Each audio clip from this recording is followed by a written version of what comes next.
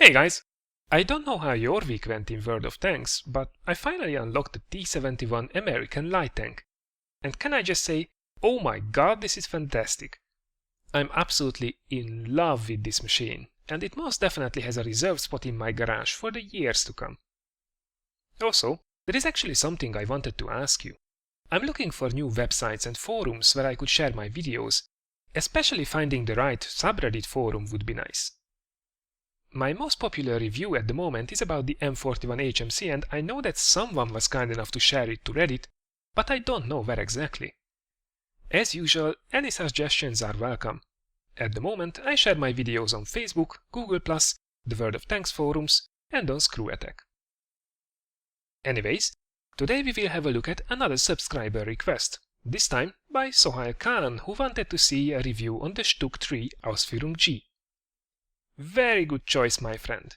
This Tier 5 German tank destroyer is an absolute blast to play, and I loved it to bits. If you want to jump to the gameplay, I have selected a nice ace tanker round with a Top Gun and a high caliber award for you this time. The quick link awaits in the description below. See you there.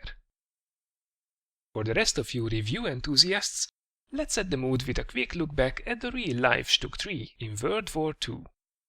Ladies and gentlemen, let me introduce you to the most effective German armored unit in the entire Second World War, the STUG III. What about the Tigers, the King Tigers and the infamous Panther? Well, they were most definitely highly effective and a symbol of German tank manufacturing. But based on the numbers, it was actually the STUG that destroyed the most enemy tanks. So much so that it is estimated to have been responsible for over 20,000 smoking wrecks by 1944. The name STUG itself comes from the German word Sturmgeschütz, which roughly translates into assault gun. The number 3 indicates that it was designed and built on the proven chassis of the Panzer III.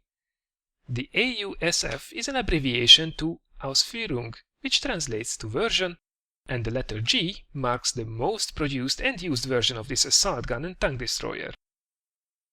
The success of the STUG was down to a couple of factors. The low main body made sure that it was easy to hide, and together with a very effective 75mm gun it supported, this was a highly effective ambush vehicle.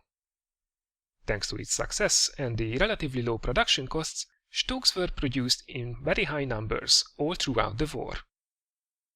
A lot of these bad boys were also sent to the Allied nations.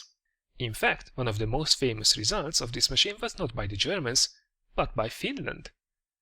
To help fight against the Russian invasion, Germany supplied 30 STUGs to Finland in their first delivery batch, which was instantly put to good use. During the next weeks, these 30 tank destroyers destroyed 87 Russian tanks, while only losing 8 of their own, some of which were destroyed by their own crews to avoid capture. And their duty was not even done with the end of the Great War. Some of the surviving tank destroyers served in various other nations' military up until the 60s. So, after all this grand history, I guess you have pretty high expectations for the in-game version as well. Lucky for us, the STUG does not disappoint here either. Let's start the inspection with the gun selection. The STUG III G has a choice of 2 main guns, your good old trusty 105mm howitzer and the 75mm L70 sniper gun. The howitzer is the same that you had so much fun with in the lower tiers with the Hetzer and the STUG III Ausführung B, so it will be tempting to keep it using even a tier higher.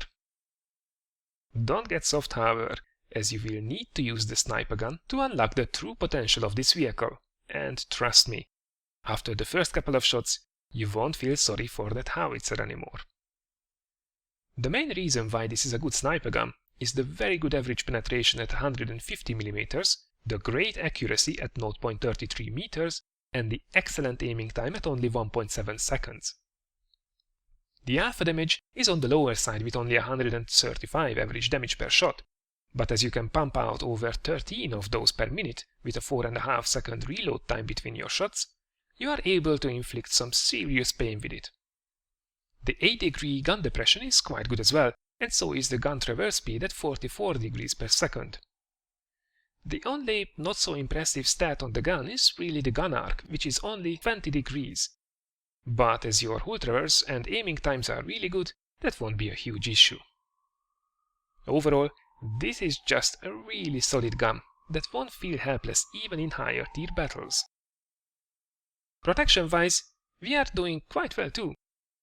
While your health pool is plain average at only 350 HP, apart from the brutal AT-2, this is actually the most armored tank destroyer at tier 5. You have mostly 80mm of angled armor in the front, at the sides 30mm, and again 50mm at the back. As you can see, the ass of this tank destroyer is surprisingly well protected, so if you come up against one of these from the back, shoot them at the back of the superstructure instead.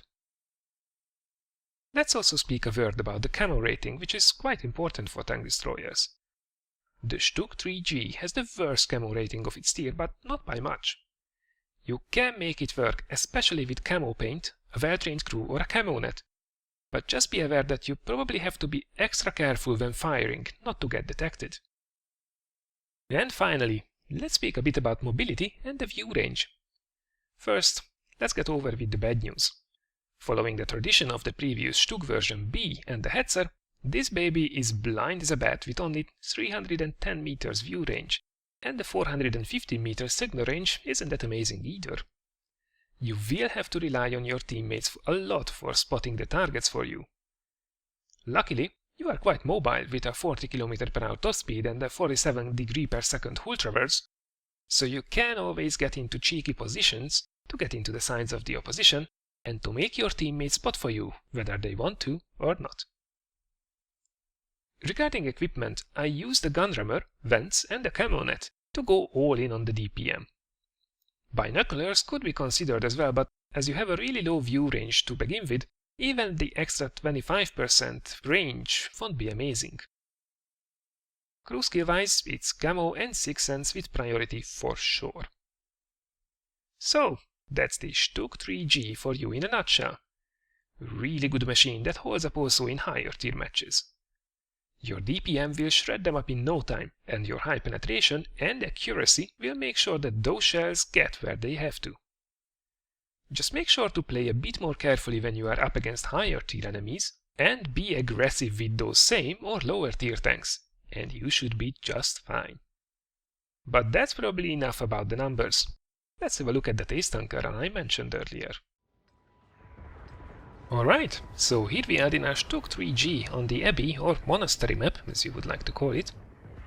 And we are top tier. Oh yes, this should be fun. Now of course every vehicle is best when it's top tier, but when you are in a reliable machine like the STUG, you can really dominate if you are a little bit careful. Like, if you are not getting shot in the back by the tanks that can't wait to fire their gun. Now, in the beginning, I actually come here to the wrong side. When you are in a tank destroyer, and you want to begin the match by sniping from the base, you should be heading to the other side to face the road that leads up to the castle, where also the light tanks did go. Your aim then is to catch the enemy light tanks as they zoom up the hill and into the castle, and if everything goes well, you can put a couple of shots into them before they disappear. But it seems everybody is interested in the eastern side, or just bumbling about around the cap circle. Apart from one lonely Panzer 1C, there's nobody going to the western flank. And of course, as soon as we move, Lux pops up and we don't get to shoot him. And if I would have waited just a second, this could have been a kill which would have meant my first Redley Walters. But hey, can't get everything. Anyways, that Panzer 1C is great that he's trying to spot for us, but alone he won't be able to do anything. So, let's accompany him and protect this important flank. Quite often, it's the heavy engagement zone. Now, there are a couple of enemy heavies. There's a Churchill 3, a T1 heavy and a KV1S, and 2 out of those 3 were actually spotted still around the base, so hopefully, there won't be much opposition on this flank. Yep, all the heavies are still in the middle. So that means maybe a couple of lights, maybe some mediums, but we should be about alright. So let's see who we can find. This is a weird matchup. None of the teams are, well, playing great, to say the least. But this is not something we should feel sorry about. This just means we have a chance for a great match for ourselves. So far only an M4 has been spotted, and he is focusing down on that Panzer 1C, who is luckily retreating. So that should give us the opportunity to go up around him. And he's completely alone, so that means he's exactly where we want him to be. That's a nice shot in the back of its turret. Have to keep an eye on the map. Make sure there is nobody coming up behind us. And we take a shot there, but there's nothing we can't handle. And look at the DPM. I'm sorry, that was it for you for this match. So that was actually a dangerous tank. M4s can be quite nasty, but he was no match for the STUG. Let's see if we can get a bite out of this Tier 3 tank destroyer, but no. Instead, we get to take out the KV-1S. It's an important kill. One of the enemy heavy tanks is down. Let's see if we can sneak in one more shot to that enemy STUG. Come on. Nope, not from here. Okay, time to relocate. Keep moving, looking at the map. Well, there is an Su-85B. He will just murder our artillery in the right-hand corner of the map. But there is a BDR G1B in our cap area, which is either a bot or a very, well, let's say, interesting player. But he should be enough to take out that Su-85B. Oh, there is the enemy STUG. Well, there was the enemy STUG.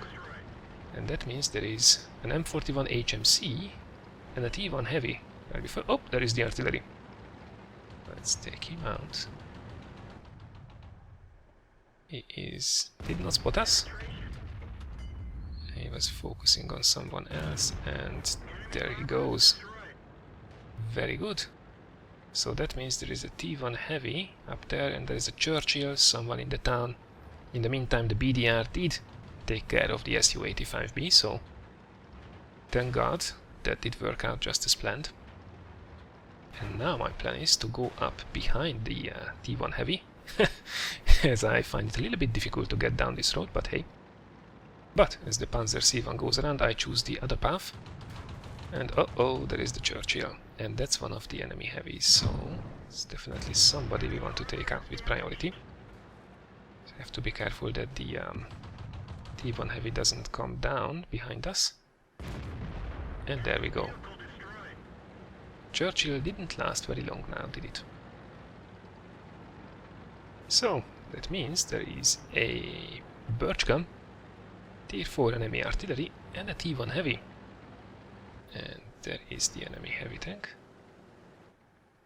Let's see, we did try to take a shot at his ass as he was rolling down, but right now priority is to take out the Birch gun, and well, it either did bounce or it missed. I'm not quite sure.